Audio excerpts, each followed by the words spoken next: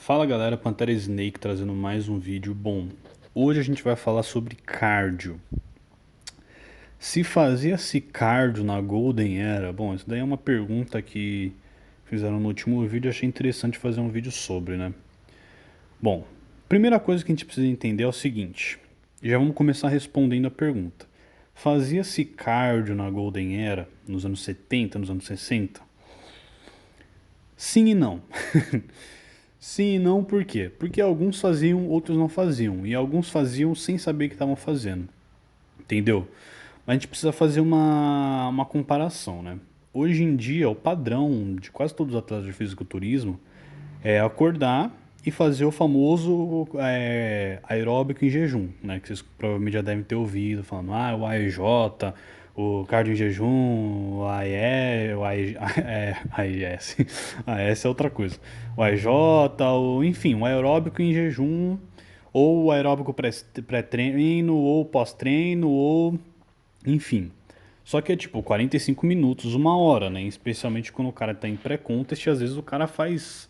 Eu já vi um atleta fazer aí 3 horas de esteira e tal, tudo mais, né? Bom, naquela época não existia esteira na academia, né? Só pra começar a conversa, não tinha esteira. Os caras só tinham um equipamento de musculação, peso livre e máquina na academia, e mais nada. Então, o cardio em si ele não fazia parte da rotina do atleta, né?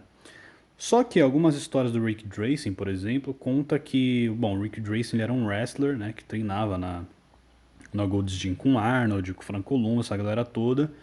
Ele conta que, por exemplo, eles treinavam lá 2, 3 horas, né? Só que é bom a gente notar que, tipo assim, quando você treina com um amigo, não é muito difícil você treinar 3 horas, né? Vamos dizer assim. Se você treinar com mais de um amigo ainda, não é difícil você treinar 4 horas, tá? Não tô diminuindo o esforço que eles deviam fazer, porque a gente sabe, pô, os físicos não se discutem, né? Só que, pô, você tá com 3 amigos, entre 3 amigos, né? Você tá um trio na academia, treinando, pô, vocês ficam 3 horas conversando, né? Enfim. Ele dizia que eles saíam da academia e iam, tipo, fazer uma corridinha na praia, mas, tipo assim, uma corridinha de no máximo 10 minutos, que nunca passava de 10 minutos, entende?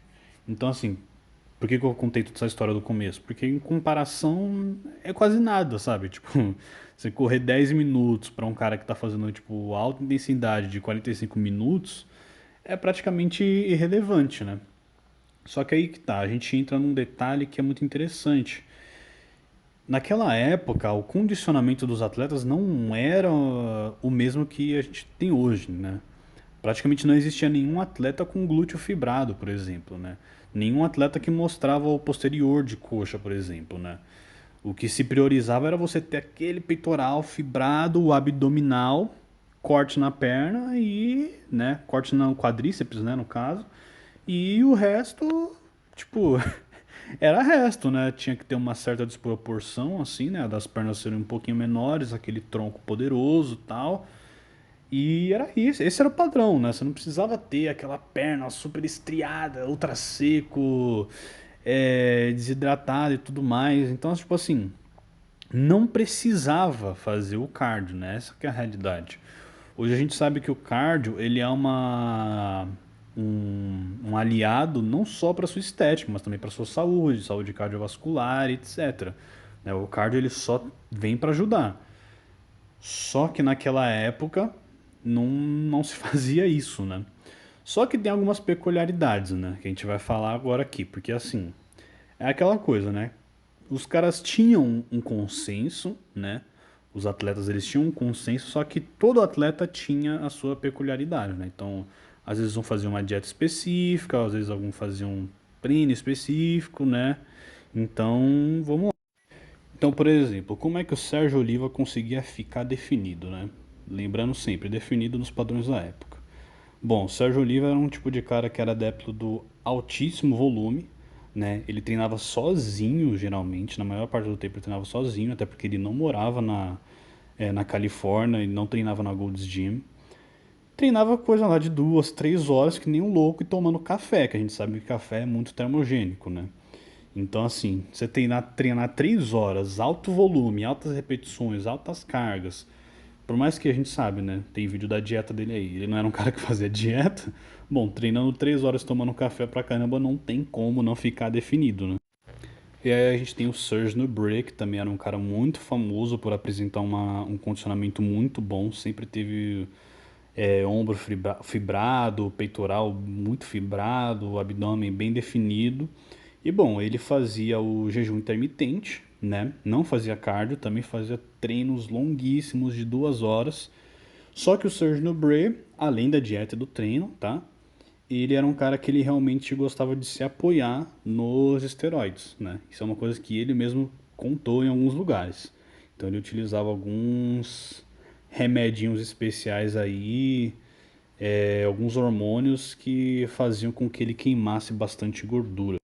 E o Frank Zane, por exemplo, que foi aí um dos primeiros caras que realmente começou a adotar o cardio como algo que fazia parte mesmo do treino, né? Bom, primeiro que o Frank Zane ele tinha o costume de ir para academia e fazer muito abdominal. As histórias contam, tá? Essas são as histórias, tá, gente? Se é verdade, não sei, mas que ele ia pra academia e ele ficava, tipo, mais de 1 hora, às vezes 2 horas, fazendo abdominal sem parar, fazendo, fazendo, fazendo, descansos curtos e só abdominal, abdominal, suando e se matando lá. E depois ia fazer o treino, tipo, em outro horário, né? Então já começa daí, pô, você ficar 2 horas fazendo abdominal já é um cardio do caramba, né? Ele também gostava muito de fazer corrida, ele corria, né? Aqueles campos de futebol tradicionais que tem nos Estados Unidos, né? Ficava dando voltas e voltas e voltas. Também gostava muito de andar de bicicleta, ele andava de bicicleta pra caramba. E infelizmente ele até sofreu um acidente de bicicleta que não foi tão grave quanto o que ele sofreu na piscina, que foi nos anos 80, né? Que foi o ano que o Arnold voltou e deu todo aquele problema lá, né? Então ele gostava também de natação, né?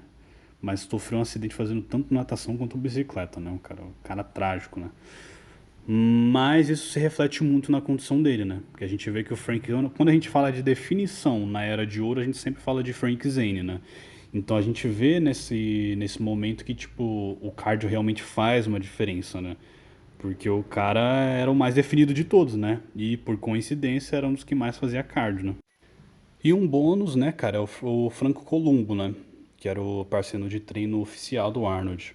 Apesar dele não ser o cara mais estético do mundo, ele sempre foi um dos caras mais secos, né? Ele tinha um abdômen que era extremamente blocado, seco, pele fina, sempre numa qualidade impecável, né? E bom, Franco Columbo ele não fazia cardio, corrida, né? Só que o Franco Columbo ele era um multiatleta, né? Então ele fazia tanto powerlifting, quanto bodybuilding, quanto boxe, né? Então assim, o cara tinha um gasto energético, meu, surreal, né? Pô, treinando pra caramba, treinando extremamente pesado, extremamente pesado. E uma curiosidade que contam sobre o Franco Columbo é que até tipo uns 30 anos de idade ele nunca tinha consumido açúcar refinado na vida dele, né? Ele vem de uma cidadezinha muito pequena na Itália, tipo, bem de interior mesmo, onde lá ele só tinha, tipo, comida, sabe? É engraçado até falar isso, né? Só tinha comida, né? Que, tipo assim, só comida de verdade, entende? Então era só carne, ovo, comida, raízes, grãos, né? Ele não tinha esses negócios que tinha na América de calda de xarope de milho, de açúcar, de não sei o que lá, né? Não tinha nada refinado, processado, né? Então é interessante que isso com certeza deve ter influenciado, né? Porque a gente vê isso tipo no físico dele, né? Um cara extremamente seco, com praticamente nada de gordura no corpo. Bom, então acho que deu para responder, né? Sim e não. Alguns faziam, outros não faziam, alguns não entendiam, né? Só que é interessante porque ainda nessa época ainda tinha um pouquinho daquele pensamento meio ignorante de achar que fazer muito poderia queimar músculos, né? Hoje a gente sabe que não é exatamente isso que acontece, né? É muito mais da dieta que a pessoa tá tendo, né? E outra coisa que vamos combinar, né, gente? Quando a gente fala de atleta em alto nível, nenhum deles tá natural, né? Então tudo que o cara tá utilizando, meu, é é difícil perder músculo utilizando testosterona em alta dose, etc, etc, né? Então era realmente um preconceitozinho que os caras tinham, né? Que se perdurou por muito tempo, né? Até pouco tempo atrás era comum a gente ouvir os caras falando, meu, não pode fazer cardio porque senão vai perder músculo, né? Enfim, deixa aí nos comentários se você faz cardio, se você faz boxe, se você é powerlifter, tamo junto. Se você gostou do vídeo, deixa aquele like, se inscreve, comenta o que você achou. Passa no canal que vai ter muito mais vídeos sobre bodybuilding, treino e dieta. E se você tem interesse em saber mais sobre definição muscular, passa na descrição do vídeo e compra o meu e-book. Tamo junto.